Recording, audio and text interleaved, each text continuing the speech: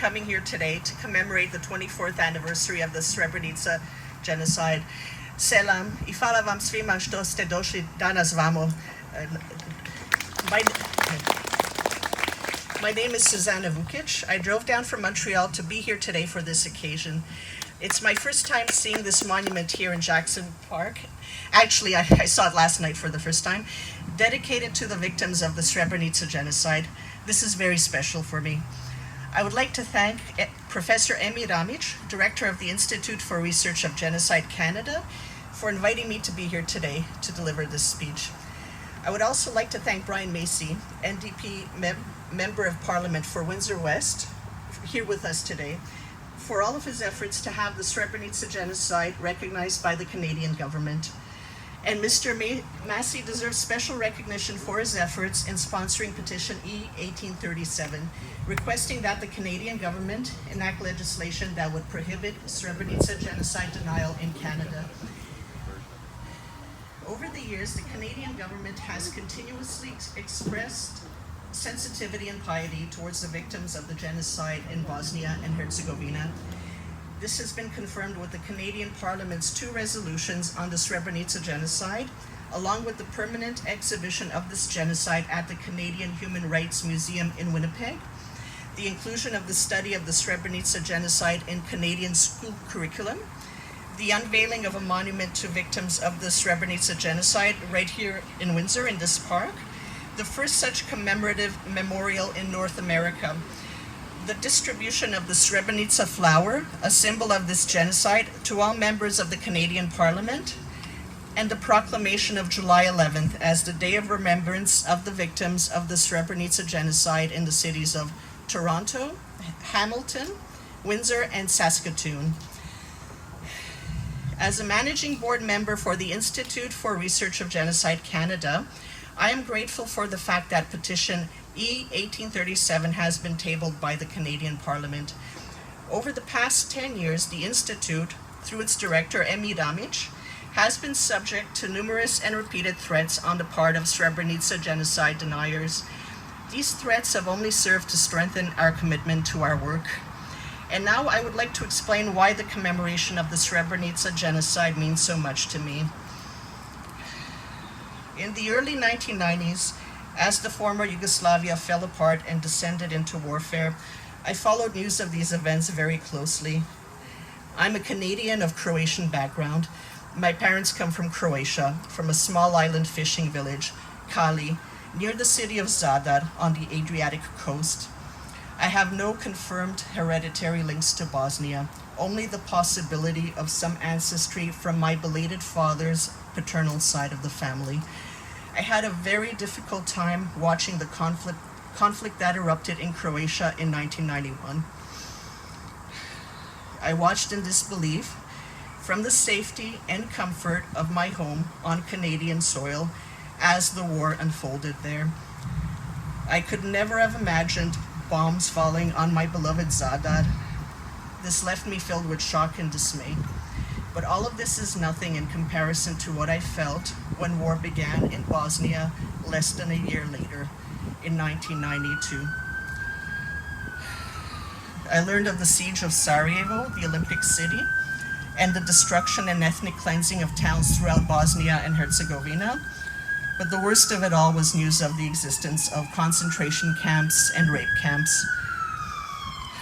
And over 3 years later, in July 1995, came the news of the fall of Srebrenica to Bosnian Serb forces led by Ratko Mladic, a man who has been convicted of genocide at the ICTY in recent years and sentenced to life imprisonment.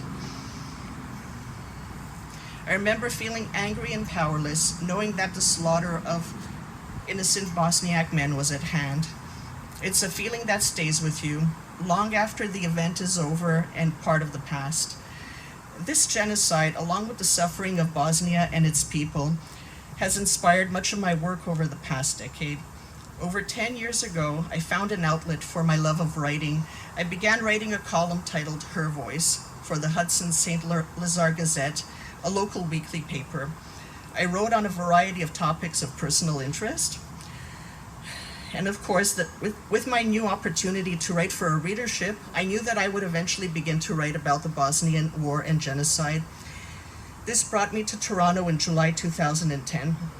I met Professor Emi Ramić, along with other members of the Bosniak community in Toronto. I participated in the silent march and commemoration of the 15th anniversary of the Srebrenica genocide. At the time, I discovered that Canada's Bosniak community had made a request to the Canadian government to recognize July 11th as Srebrenica Genocide Remembrance Day in Canada. I was shocked to learn that former Prime Minister Stephen Harper vetoed this. In response, I wrote a column titled, "Recognize Genocide for What It Is," highlighting the Srebrenica genocide as well as Harper's veto. Later that year, I was thrilled to learn that the Canadian government finally recognized July 11th as Srebrenica Remembrance Day in Canada. A month later, I was pleased to be informed that my column helped in this effort.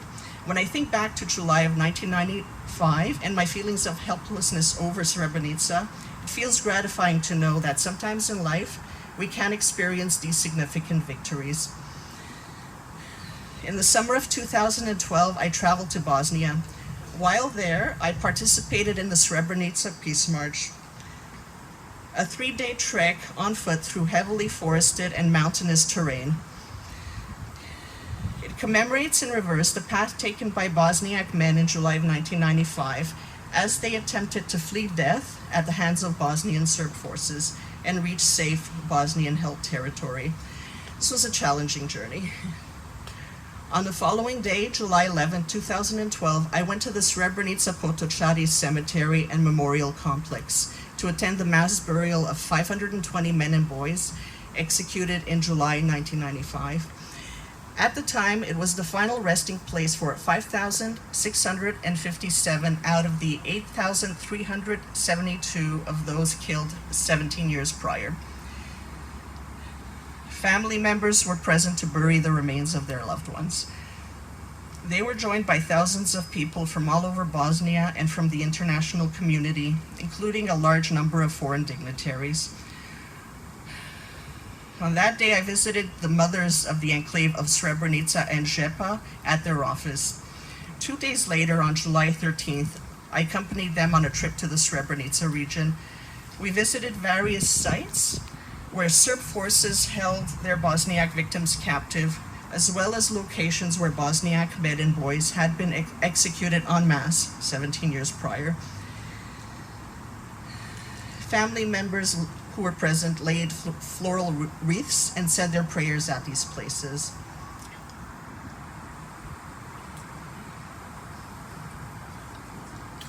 Four days later, on July 17, 2012, I again accompanied the mothers of Srebrenica to a town called Trnovo, about an hour outside of Sarajevo. We visited a site where a Serb paramilitary unit known as the Scorpions killed Bosniak men from Srebrenica. During my month-long trip, I met victims and survivors of wartime rape and concentration camps. I also had the opportunity to visit sites that served as rape houses and concentration camps during the war. I spent a great deal of time with Bakira Hasecic and members of her association, Women Victims of War, which provides support for survivors of mass and systematic wartime rape and also pursues war criminals. At the time of the burial at Srebrenica Potočari on July 11th, it was difficult for me to witness the suffering of the mourners, especially the women, saying their final goodbyes and coming to terms with the irreconcilable, the slaughter of their innocent menfolk.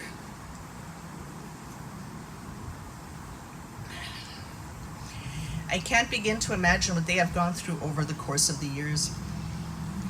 During my time spent with the mothers of Srebrenica, I was amazed at how strong these women are and wondered where they get their incredible courage, especially in light of everything they have gone through. The women and survivors of Srebrenica find the fortitude to go on by a number of different means. But I believe one of their chief sources of strength comes from the support they provide to each other, as well as the encouragement they get from the community, both local and international. While in Bosnia that summer, I learned that genocide did not occur uniquely in Srebrenica during the war, but rather throughout the country. The horrors of the war did indeed peak in Srebrenica in July 1995, but the conflict was an international armed aggression against the citizens of Bosnia, in which the key players included the republics of Serbia, Montenegro, as well as Croatia. And the principal victims of the war were Bosniaks, Bosnian Muslims, who faced complete annihilation as a group. While in Bosnia, I met two individuals, each from different parts of the country. They were each the sole surviving members of their entire families. One can't even begin to imagine the void and trauma that this creates for survivors who are fortunate for being alive and yet live with suffering and loss for the rest of their days. Family is of utmost importance in Bosnian society, yet the war has left countless individuals completely bereft, left to fend for themselves and make do in an existence that consists of the total, or in some cases near total absence of their closest family members, and in some cases, their entire communities.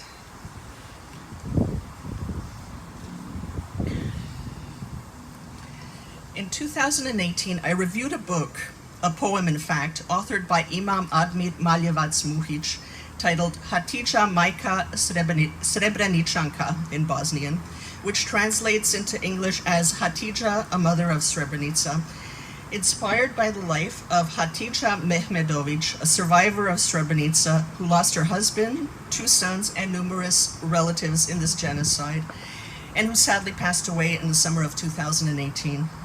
In his poem, Imam Vukić describes the loss of identity experienced by Mother Hatidža with these words, "I am no one."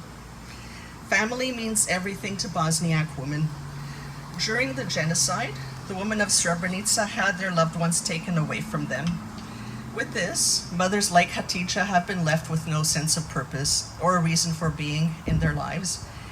They struggle to make their lives as productive and meaningful as possible and to bear their losses as best as they can. For women like Hatidža, their joint effort to keep the memories of their murdered loved ones alive, along with their fight for justice, has given them a renewed sense of purpose in life. These women have endless gratitude towards all those who make efforts to bear witness to their tragedy, to accompany them on their collective journey, to write about what they and their loved ones have been through, and to tell the world what happened in July of 1995. This is one of the best ways of keeping the memory alive.